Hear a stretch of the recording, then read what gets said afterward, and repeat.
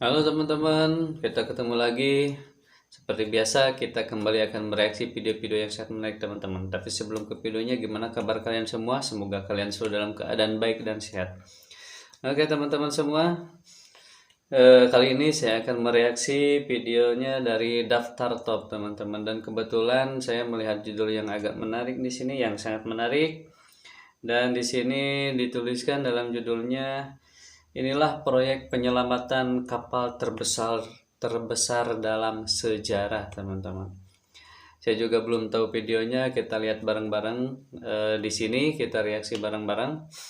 Seperti apa penyelamatan kapal terbesar dalam sejarah ini, teman-teman. Tapi sebelum ke videonya, seperti biasa kita ketemu lagi bersama Ayah Muda Production. Hey,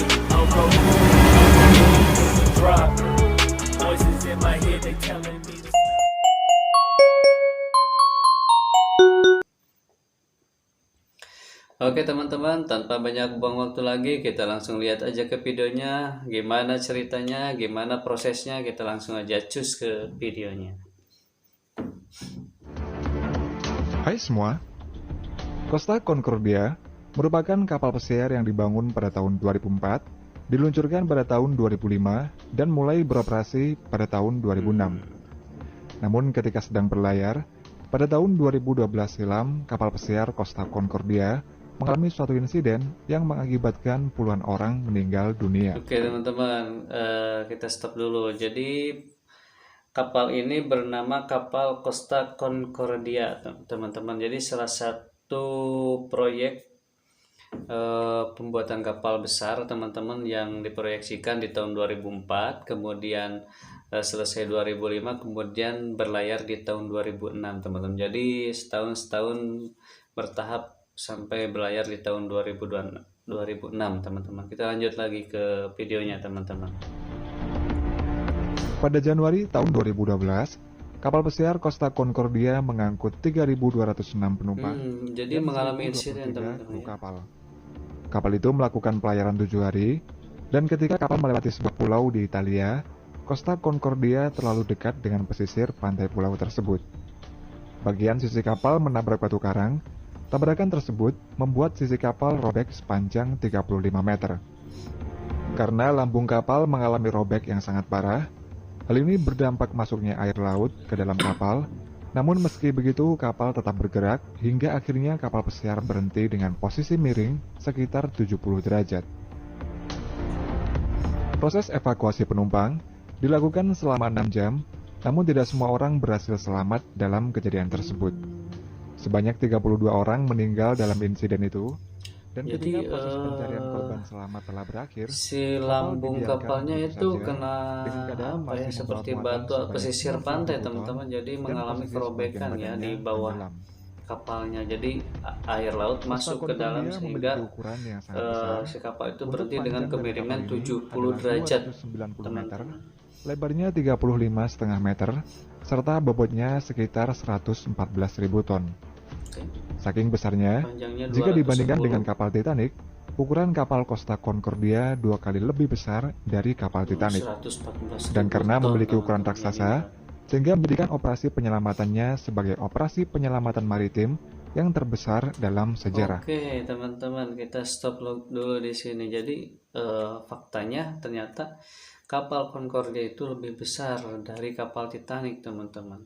Jadi bisa dibayangkan ya proses pembuatannya dan juga bagaimana perbandingan antara kapal Titanic dan kapal Concordia ini, teman-teman. Jadi sangat jauh ya, teman-teman. Dan kita tahu kejadian kapal Titanic seperti apa.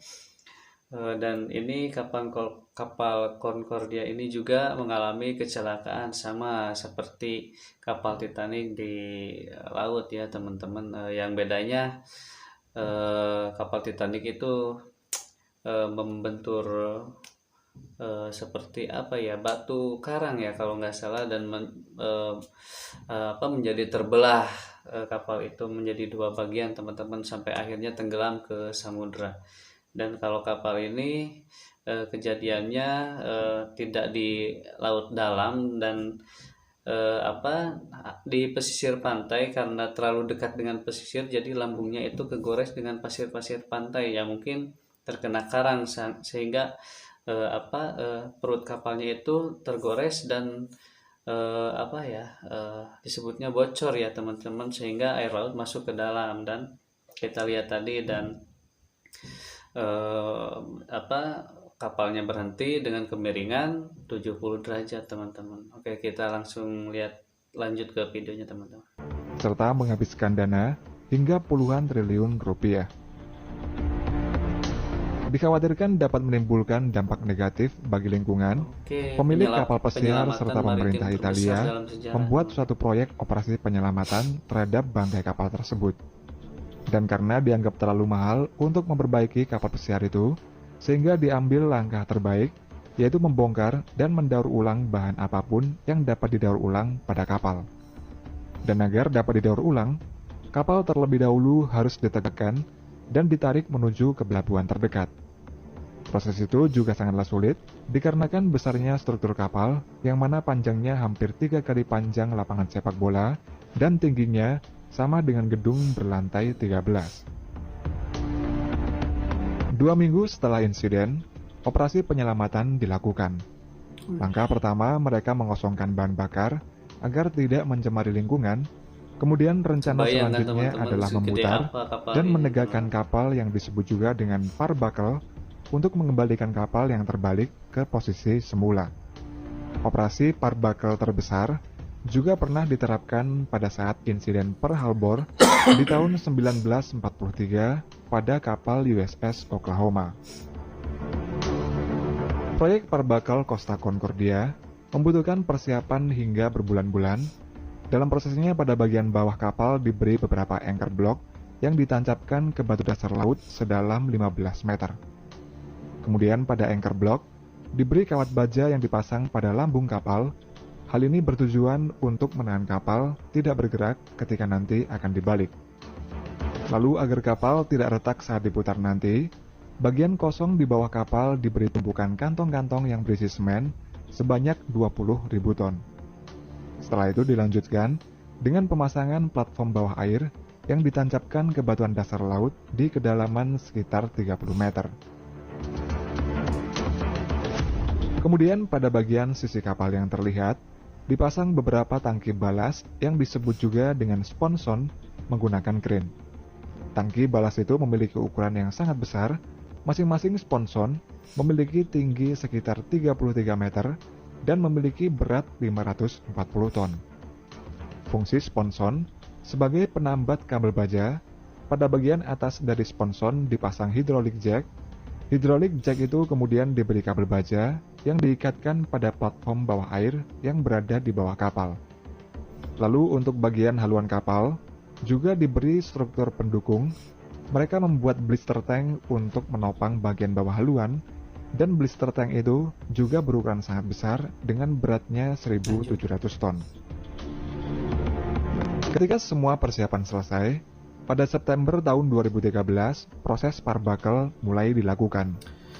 Dalam prosesnya, hydraulic jack akan menarik kabel baja yang terhubung dengan platform bawah air, lalu sponson akan diisi dengan air untuk membantu kapal berputar. Fungsi lain dari sponson juga membantu agar kapal tidak terlalu cepat berputar, sehingga lebih seimbang ketika kapal nantinya sedang dibalik. Dan secara perlahan, kapal berhasil diputar sampai ke posisi tegak, di mana proses parbuckle ini membutuhkan waktu sekitar 19 jam. Selama proses parbuckle tersebut, di sekeliling kapal juga dipasang oil boom untuk mencegah zat beracun yang ada di dalam kapal tidak menyebar ke laut. Meskipun proyek parbuckle telah berhasil dilakukan, namun kondisi kapal pesiar masih belum sempurna mengapung di laut. Costa Concordia hanya memiliki sponson di bagian sisinya, lalu agar dapat mengapung, bagian sisi kapal satunya diberi sponson juga. Nantinya air di dalam sponson akan dikosongkan, lalu diisi dengan udara, yang mana hal tersebut bertujuan untuk membantu kapal dapat mengapung. Setelah dilakukan proses pemasangan itu, kapal Costa Concordia akhirnya berhasil mengapung dengan sempurna dan menghabiskan waktu proses selama 9 hari. Sedangkan untuk total biaya yang dibutuhkan untuk proses penyelamatan kapal pesiar mencapai 1,2 miliar US dollar atau sekitar 17 triliun rupiah. Langkah selanjutnya, kapal akan dilakukan proses pembongkaran dan daur ulang yang berada di pelabuhan Genoa. Jarak untuk menuju ke pelabuhan Genoa adalah sekitar 320 km, 17 triliun dan dalam rupiah, perjalanannya teman-teman, kapal untuk ditarik dengan melakukan beberapa prosesnya. tugboat serta membutuhkan waktu 4 hari agar sampai di tujuan. Ketika kapal telah sampai di pelabuhan Genoa, bangkai kapal mulai dilakukan proses pembongkaran. Proses pembongkaran ini dilakukan mulai dari atas dan nantinya akan menyisakan bagian bawah kapal. Setelah tersisa bagian bawah kapal, lalu dibawa lagi menuju ke dry dock untuk proses pembongkaran bagian bawah kapal. Semua bagian kapal seperti baling-baling, mesin, dan lain sebagainya akan dibongkar sampai bersih. Nantinya bagian kapal yang sudah dibongkar akan difilter. Untuk bagian kapal yang tidak bisa didaur ulang, maka akan digunakan untuk hal lain atau dibuang pada tempat yang telah ditentukan. Sebagian besar bagian kapal akan digunakan sebagai bahan untuk membangun kapal baru yang mencakup baja, aluminium, tembaga, dan kuningan.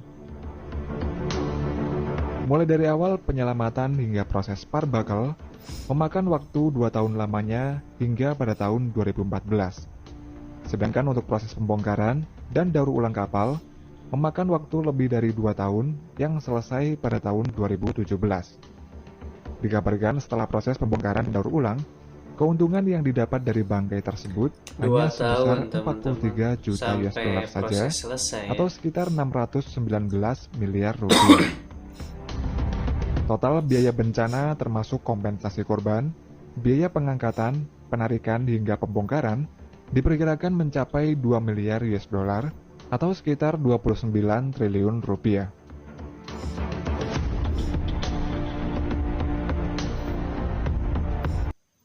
$29 triliun, teman-teman. Biaya yang harus dikeluarkan untuk kompensasi orangnya, teman-teman. Oke, videonya selesai, teman-teman. Jadi seperti yang kita lihat tadi, ternyata dengan kecelakaan laut ini emang pantas ya disebut sebagai terbesar dalam sejarah. Soalnya dari mulai proses, kemudian kapasitas kapal, besarnya kapal ternyata berkali-kali lipat dari kapal Titanic yang selalu kita tahu kapal terbesar itu, teman-teman ya. Dan juga biaya dari pembuatan, kemudian lamanya waktu, kemudian terjadi kecelakaan dan mengeluarkan banyak biaya dan juga waktu, teman-teman. Dan ya seperti itulah, teman-teman. Oke, teman-teman semua, itu dia tadi video reaksi dari saya.